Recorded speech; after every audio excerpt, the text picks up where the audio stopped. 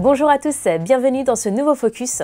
On a profité de l'inauguration de la dernière maison dénommée Athos pour consacrer notre focus à l'accompagnement de la blessure psychique avant d'aller à la rencontre de notre intervenant du jour, expert au sein du service de santé des armées dans la blessure psychique. Je vous propose un entretien avec Patricia Mirales, ministre déléguée chargée de la mémoire et des anciens combattants. Madame la ministre, vous pouvez nous redire ce qu'est une maison Athos ? Ce sont des gîtes que nous louons et que nous mettons à disposition avec une équipe de l'IGESA, à disposition des blessés qui sont inscrits dans les cellules de blessés pour pouvoir venir vivre un moment entre camarades, sans soins médicaux, pour leur réhabilitation, leur reconstruction. Vous venez d'inaugurer la 5e. Combien il y aura de maisons de ce type à terme ? En 2021, l'armée de terre avait tenté une expérimentation. Et on s'est rendu compte que cette expérimentation fonctionne. J'ai donc décidé, au moment de la loi de programmation militaire, il était inscrit 6 maisons Athos. On a réussi à en inscrire 10 maisons jusqu'en 2030. La 6e, on va l'ouvrir dans le premier semestre, dans le Grand Est, vers Colmar. On essaie d'arriver à faire une cartographie qui permette à chacun de pouvoir se retrouver dans ces maisons Athos. Et on est aussi dans une réflexion d'une adaptation, je dirais, d'une création de maisons Athos pour un modèle d'outre-mer, puisque nous avons beaucoup de nos militaires aussi qui sont ultramarins. Donc on réfléchit, parce que les archipels sont très éloignés, comment on peut adapter un modèle de façon à ce qu'ils puissent rentrer auprès de leur famille. C'est un sujet qui leur tient à cœur, puisque j'en ai rencontré dans les maisons Athos, et donc nous sommes en train de travailler cela. Et vous qui avez maintenant l'expérience de ces maisons en visitant les blessés et les équipes d'accueil, c'est quoi qui fait notamment que c'est un endroit apprécié ?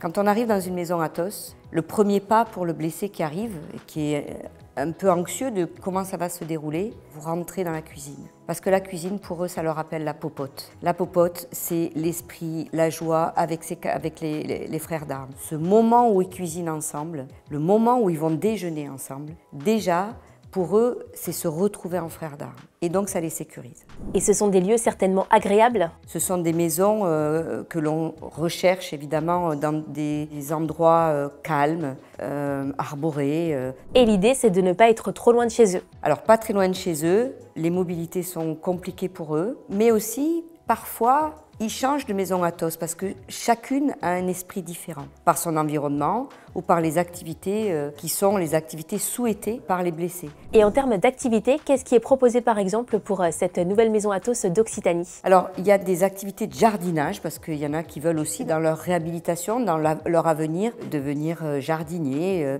Parfois, si je prends celle de Bordeaux, ils font du miel. Et il y a beaucoup d'activités aussi artistiques. Ils ont de vrais talents. Il se passe quelque chose dans ces maisons. Ils se mettent à dessiner, à peindre, à faire des sculptures. C'est bluffant, c'est bouleversant même, parce qu'il y a une expression évidemment de choses qu'ils ont ressenties, qu'ils ont vécues. Et finalement, ils partagent leurs émotions par une réalisation. Je vous laisse conclure avec un petit mot vers nos blessés. D'abord les remercier parce qu'ils sont très touchants par les mots souvent qu'ils ont à mon égard, par les messages. Je me dis on est sur la bonne voie. Je dirais que ma plus grande réussite, c'est qu'il n'ait pas honte de dire qu'ils sont blessés psychiques, parce que ça existe. Je leur dis toujours, on est fait de sang, de chair, mais aussi de sentiments. Et quand les sentiments prennent le dessus, eh bien, il faut que nous, on soit là pour les aider, avoir toute l'empathie qu'il faut pour qu'ils puissent se soigner. Et donc, je suis fière d'eux, fière de ce parcours entamé. Voilà, vous en savez plus sur ces maisons de réhabilitation psychosociale pour les blessés psychiques qui offrent chacune 100 places, ce qui veut dire qu'en 2030, avec les 10 maisons, la capacité sera de 10 000 places et permettra ainsi au plus grand nombre, grâce à un accompagnement personnalisé tout en respectant les besoins exprimés, de trouver une vie sociale aussi normale que possible à son propre rythme. C'est à présent avec le médecin en chef Charles Georgiev que nous allons parler de la blessure psychique, blessure si particulière qui touche malheureusement de nombreux militaires. Pour en savoir un peu plus sur sa prise en compte au sein des armées. Bonjour docteur, alors ma première question c'est est-ce qu'aller consulter pour un problème psychologique, chose qui était un peu tabou il y a quelques années, c'est quelque chose qui se pratique plus facilement? Effectivement, ça rentre dans les mœurs d'aller voir un spécialiste du soin psychique. L'idée c'est déjà d'être là, de pouvoir répondre à cette demande, l'expression d'un besoin pour permettre à ces sujets de formuler, d'indiquer ce qui fait dérangement, parfois souffrance, dans des symptômes qui sont les leurs. Le mot accompagnement est le mot principal. Alors le mot d'accompagnement est ici heureux. Il est peut-être à prendre au pied de la lettre, faire un bout de chemin ensemble, le temps qu'il faudra. Parce qu'il ne s'agit pas uniquement d'une prise en charge médicale du côté des soins. C'est un clinicien ici qui vous parle. Bien évidemment, soins incontournables, mais souvent non suffisantes. Pour engager un ensemble de mesures qui prennent acte des bouleversements que réalise bien souvent le traumatisme psychique chez le sujet. Et l'enjeu principal, c'est quoi? L'enjeu est résolument du côté du champ de la relation, de la restauration d'un lien d'humanité, chez des sujets dont la perception de la réalité a été bouleversée, soit d'un lien de parole. Parole venant moins donner un sens à ce qui n'en a pas, la mort elle-même, que circonscrire les effets de la confrontation traumatique par des mots venant en border le trou. Quelle est la caractéristique de cette blessure et est-ce que vous constatez qu'il y a plus de monde qui accepte de franchir le pas de la consultation? Ça s'ouvre tout à fait, même si la souffrance du champ psychique n'a pas tout à fait les mêmes coordonnées que la souffrance du corps. Il y a ce qui est visible d'un côté, dans le corps, dans sa blessure notamment, parfois son amputation. On parlait de la question des blessures de guerre. Sur le plan psychique, c'est moins quantifiable, c'est moins mesurable. Ça ne veut pas dire pour autant que ça n'existe pas, quand bien même ça ne se verrait pas. Vous avez néanmoins encore besoin de faire de la prévention et de l'information pour inciter à venir consulter, car parfois le soldat peut ne pas savoir qu'il est touché par un traumatisme. Alors, prévenir, vous avez raison, c'est un point important, c'est souvent là où on serait perfectible dans nos dispositifs. Vu les difficultés au sein de la santé mentale notamment, c'est déjà soigner, déjà s'occuper de ceux qui vont mal. Pour revenir à votre question quant à l'information, le trop d'informations, paradoxalement, parfois tue l'information. C'est-à-dire qu'on ne sait plus où aller, tant les éléments sont prolixes et voire confus. Être présent, être là, c'est déjà pas mal. Et justement, pour éviter trop d'informations, il faut retenir qu'il existe un numéro vert accessible toute l'année, 24 heures sur 24, ouvert aux soldats et à leurs familles pour avoir une écoute et être dirigé vers les bonnes personnes comme ce médecin a pu nous l'expliquer. Et parmi l'ensemble des patients que vous avez au sein du service de santé des armées, il y a des traumatismes particuliers qui reviennent le plus souvent? Je crois qu'au fond, malgré les nouvelles technologies et tout ce que notre société connaît dans un temps finalement assez restreints, qui sont venus réinventer des modalités liées à l'autre, on n'a jamais été paradoxalement aussi seul. Et je crois que bien souvent c'est de ça dont il s'agit. Et justement, pour éviter la solitude des personnes touchées dans leur être, il y a des dispositifs en plus des maisons Athos dont nous avons parlé? Il y a tout un dispositif qui est au service du soin. On a parlé de ressources spécialisées, psychiatres, psychologues, le médecin des forces, qui est présent, son équipe, les infirmiers, les auxiliaires sanitaires. Et puis il y a un commandement qui est de plus en plus sensibilisé aux faits psychiques, avec l'existence de référents sections au sein des unités élémentaires et également dans chaque unité un conseiller en facteur humain qui a la charge de soutenir le groupe et la collectivité dans ce qu'on appelait autrefois, le terme est un peu désuet, pardonnez-moi, l'hygiène mentale, c'est-à-dire la qualité de l'ambiance et de la dynamique de groupe. Alors pour expliquer à nos auditeurs, c'est vrai que des professionnels de la santé psychique sont déjà présents en opération avant que le personnel rentre de mission?